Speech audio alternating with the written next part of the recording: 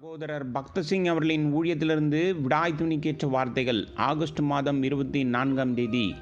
அவர் பாடுபட்ட பின்பு 40 நாள் அளவும் அப்போஸ்தலருக்கு தரிசனமாகி தேவனுடைய ராஜ்யத்துக்குரியவைகளை அவர்களுடனே பேசி அநேக தெளிவான திஷ்டாந்தரங்களினாலே அவர்களுக்கு தம்மை உயிரோடு இருக்கிறவராக காண்பித்தார். அப்போஸ்தலர் நடபடிகள் புஸ்தகம் 1வது அதிகாரம் 3வது வசனம். கர்த்தராய் இயேசு கிறிஸ்து உயிர்த்தெழுந்த பிறகு 40 நாட்களில் 10 முறை அவருடைய சீஷர்களுக்கு தரிசனமானார். உயிர்த்தெழுந்த நாளில் 5 முறையும், அவர் உயிர்த்தெழுந்த 2வது நாளிலிருந்து 40வது நாள் வரை 5 முறையும், அவர் பரலோகம் சென்ற நாள் வரை தன்னை உயிரோடு இருப்பவராக காண்பித்தார். ஆனால் தன்னை விசுவாசியாதவர்களுக்கு அவர் ஒரு முறை கூட தரிசனமாகவில்லை. ஒவ்வொரு முறையும் அவர் தன்னுடைய சீஷர்களுக்கு மட்டுமே தரிசனமானார். அவர் சிலுவையில் அறையப்பட்ட போது சிலுவையில் இருந்து இறங்கி வரட்டும், நாங்கள் அவரை விசுவாசிப்போம் என்று பலர் அவரை ஏளனம் செய்தனர். மத்தேயு சுவிசேஷம் 27வது அதிகாரம் 42வது வசனம். ஆனால் அவருடைய உயிர்த்தெழுதலுக்கு பிறகு அவர் அந்த ஜனங்களில் எவருக்கும் தம்மை காட்டிக்கொள்ளவில்லை. இந்த அற்புதமான உயிர்த்தெழுதலின் வல்லமை கர்த்தராய் இயேசு கிறிஸ்துவை தங்கள் சொந்த இரட்சகராக ஏற்றுக்கொண்டவர்களுக்கு மட்டுமே.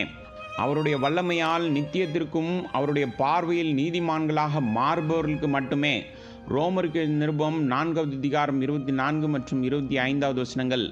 அவர் மூலமாக மரணத்தை வெல்லும் வல்லமையை கைப்பற்றி அதை அனுபவிக்கும் பெரிய இரகசியத்தை அவர் நமக்கு வெளிப்படுத்துகிறார். இது நம்மை முற்றிலும் ஜெயங்கொள்பொருளாக மாற்றுகிறது. தேவன் ஆபிரகாமுக்கு சுமார் 40 வருடங்களில் 10 முறை தரிசனமானார். அவனுக்கு தெய்வீக நட்பின் இரகசியத்தை வெளிப்படுத்தினார். வேதத்தில் 3 இடங்களில் அதை நாம் பார்க்கின்றோம். 2 நாளாகமத்தின் புஸ்தகம் 20வது அதிகாரம் 7வது வசனம், ஏசாயா தீர்க்கதரிசியின் புஸ்தகம் 41வது அதிகாரம் 8வது வசனம் மற்றும் யாக்கோபின் புஸ்தகம் 2வது அதிகாரம் 23வது வசனம். ஆபிரகாம் தேவனுடைய சிநேகிதன் என்று அழைக்கப்பட்டான். தேவன் ஆபிரகாமுக்கு தரிசனமான 10 முறையும் தேவனோடு உள்ள உறவுக்கான 10 படிகள் இருப்பதை நாம் பார்க்கின்றோம். அதே போல கர்த்தராகிய இயேசு கிறிஸ்துவின் உயிர்த்தெழுதலுக்கு பிறகு அவருடைய சீஷர்களுக்கு அவர் 10 முறை தரிசனமானதின் மூலம் அவருடைய உயிர்த்தெழுதலின் வல்லமையை நம் எல்லா தேவைகளுக்கும் அனுபவிக்க 10 விதமான ரகசியம் நமக்கு காணப்படுகிறது.